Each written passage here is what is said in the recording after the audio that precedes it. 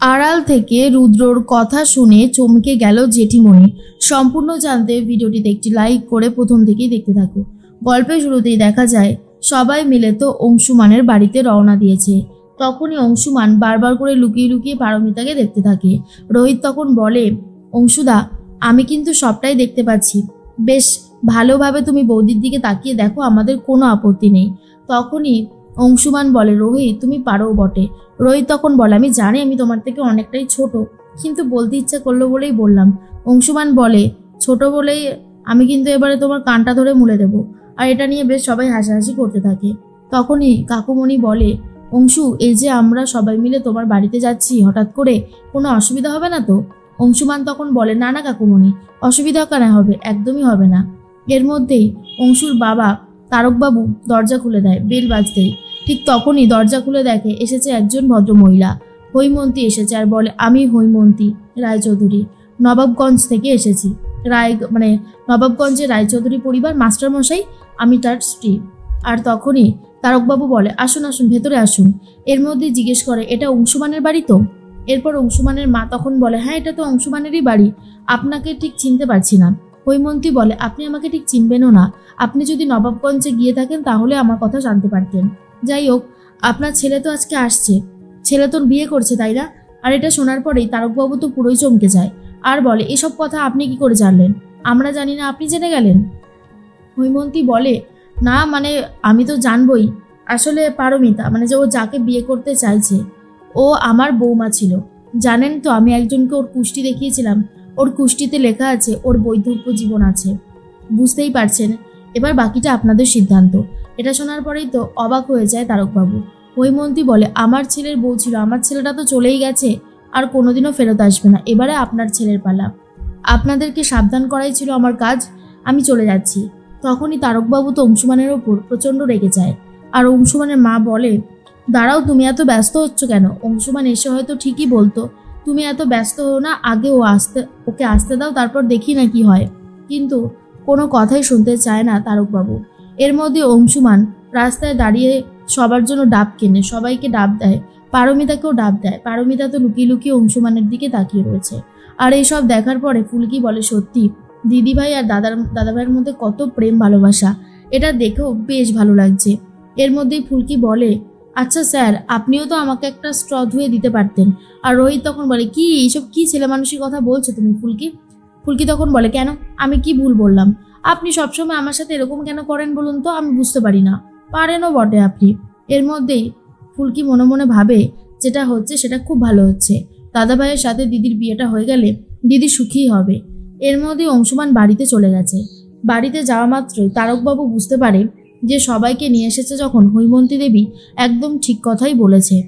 তখনই অংশুমান বলে, নবাবগঞ্জে যেখানে আমি থাকি, রায়চৌধুরী পরিবার অনেক বড় পরিবার, মাস্টারমশাইয়ের কথা তো সবাই জানে, মাস্টারমশাইয়ের পরিবারের লোকজনেরা। জানো মা, অনেক বড় বড় অ্যাক্সিডেন্ট থেকে ওরা আমাকে বাঁচিয়েছে, তাহলে তোমার ছেলে আজ তোমার সামনে থাকতে পারতো না। তারকবাবু বলে, তাও এখানে এরা এসেছে কিসের জন্য? কোনো সম্বন্ধ টবন্ধ নিয়ে এসেছে নাকি? তোমার বিয়ে আমি যার সাথে পছন্দ করব তার সাথেই কিন্তু হবে। এর মধ্যেই কাকুমণি বলে, আপনি আমার কথাটা শুনুন, আমি হলাম শানু, আমি পল্লব রায়চৌধুরীর ভাই। আমি যে কথাটা বলতে এসেছি, আমাদের বাড়ির মেয়েই বলতে পারেন, পারমিতা, ওর সাথে অংশুমানের বিয়েটা আমরা দিতে চাই। তখনই তারকবাবু বলে, আপনাদের বাড়ির বৌমাকে ঘাট থেকে নামাতে চাইছেন নাকি? আর এইসব কথা শোনার পর পারমিতার তো অনেক বেশি খারাপ লাগে। তখনই অংশুমান বলে, বাবা এসব তুমি কি বলছো, আর কেনই বা বলছো? তুমি কিছু না জেনে শুনে এই কথাগুলো বলো না, এগুলো শুনতে একদমই ভালো লাগছে না। তারকবাবু বলে, আমার তো মনে হয় না অংশু যে আমি কোনো ভুল কিছু বলেছি। এই মেয়েটা এখানে এসেছে কেন? এর মধ্যেই অংশুর মা বলে, আচ্ছা তুমি একটু শান্ত হও না, ওনাদের কথাটাও আমরা শুনি। কিন্তু তারকবাবু কোনো কথা শুনতেই চায় না আর বলে, বললাম তো আমি কোনো কথা শুনবো না, যেটা হচ্ছে সেটা আমি মেনেও নেব না। অংশু, তুমি ভুল করেছো, তুমি ওদেরকে এখানে এনে খুব ভুল করেছো। আমি কোনো বিধবা মেয়ের সাথে তোমার বিয়ে বরদাস্ত করব না। পারমিতা বলে, ভাই এখানে আর দাঁড়িয়ে থাকতে হবে না, চলো আমরা এখান থেকে চলে যাই। ফুলকির তো খুবই খারাপ লাগে। রোহিত তখন বলে, এক মিনিট, কোথাও একটা ভুল বোঝাবুঝি হচ্ছে, আমি বলছিলাম কি। কিন্তু অংশুমান বারবার করে বোঝাতে চাইলেও তার বাবা মা কোনো কথাই শুনতে চায় না। রোহিত তখন বলে, আমরা আসছি অংশুদা, তুমি বাড়ির লোকের সাথে কথা বলে নাও। এরপর সবাই মিলে গাড়িতে করে রওনা দিয়ে দেয়। অংশু তখন বলে, বাবা মা, তোমরা এটা কি করলে বলো তো? আমি কত কষ্ট করে পারমিতাকে রাজি করিয়েছিলাম বিয়ে করার কথা, আর তুমি কিনা শেষ পর্যন্ত সম্বন্ধটা ভেঙে দিচ্ছ। তারকবাবু বলে, এই শোন, তুই আমার ছেলে, আমি যা সিদ্ধান্ত নেব তোকে সেটাতেই রাজি হতে হবে। তুই কিন্তু এইরকমভাবে নিজের সিদ্ধান্ত নিজে নিতে পারিস না। অংশুমান বলে, কেন পারি না? বিয়েটা তো আমি করব, আমি সারা জীবন একটা মেয়ের সাথে থাকবো। আমি কার সাথে থাকবো সেটা যদি আমি ডিসাইড না করি, তুমি করো, তাহলে তো তার সাথে আমার থাকা হবে না। আমার মনের মিল যদি না থাকে তার সাথে, তাহলে আমি কি করে থাকবো? এরপর তারকবাবু বলে, আমার মনে হয় তোর এই বিয়েটা করাটা উচিত হবে না। কিন্তু অংশুমান পারমিতাকেই বিয়ে করবে বলে বারবার করে জেদ করতে থাকে, আর বলে, আমি পারমিতাকেই বিয়ে করব, অন্য কাউকে নয়। আশা করি তুমি আমার কথাটা বুঝতে পেরেছো। এর মধ্যেই তারকবাবু আর কিছু বলতে পারছে না। অন্যদিকে রিকির মনের অবস্থা খুবই খারাপ। রিকি বুঝতে পারে অংশুমান তার হাত থেকে বেরিয়ে যাচ্ছে, কিন্তু রিকি কি করবে, কিছুই করে উঠতে পারছিল না। তার মধ্যে চলে এসেছে রুদ্র আর বলে, কিরে তুই এরকম ভাবে চোখের জল ফেলছিস কেন? রিকি তখন বলে, দাদা তুই তো খুব ভালো মতন জানিস যে আমি অংশুমানকে কতটা ভালোবাসি, তারপরেও তুই এই বিয়েটা হতে দিচ্ছিস, তুই কিচ্ছু বলবি না মাস্টার মশাইকে?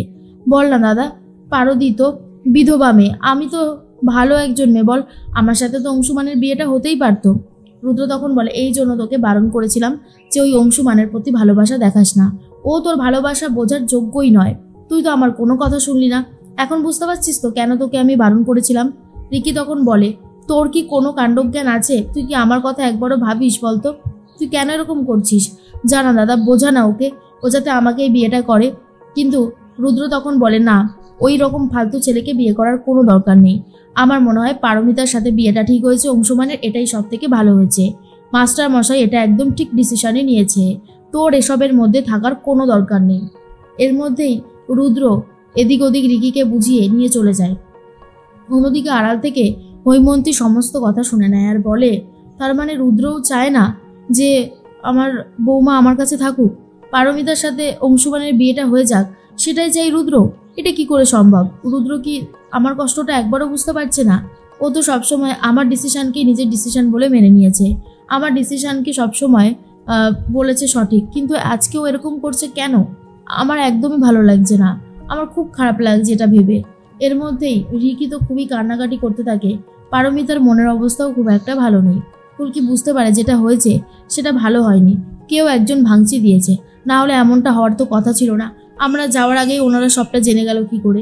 আর অন্যদিকে হৈমন্তী ভাবে, আমি যে ভাঙচি দিয়ে এসেছি সেটা যে কেউ বুঝতে পারিনি, সেটাই ভালো হয়েছে। পারমিতা শুধু আমার ছেলের বউ, ও তথার বউ, তথা তুই চিন্তা করিস না, তোর বউ অন্য কারোর হবে না। আমি যেভাবেই পারি এই বিয়েটা আটকাবো, আমি তোকে কথা দিলাম। হৈমন্তী রীতিমতো পাগলের মতন কথাবার্তা বলতে থাকে।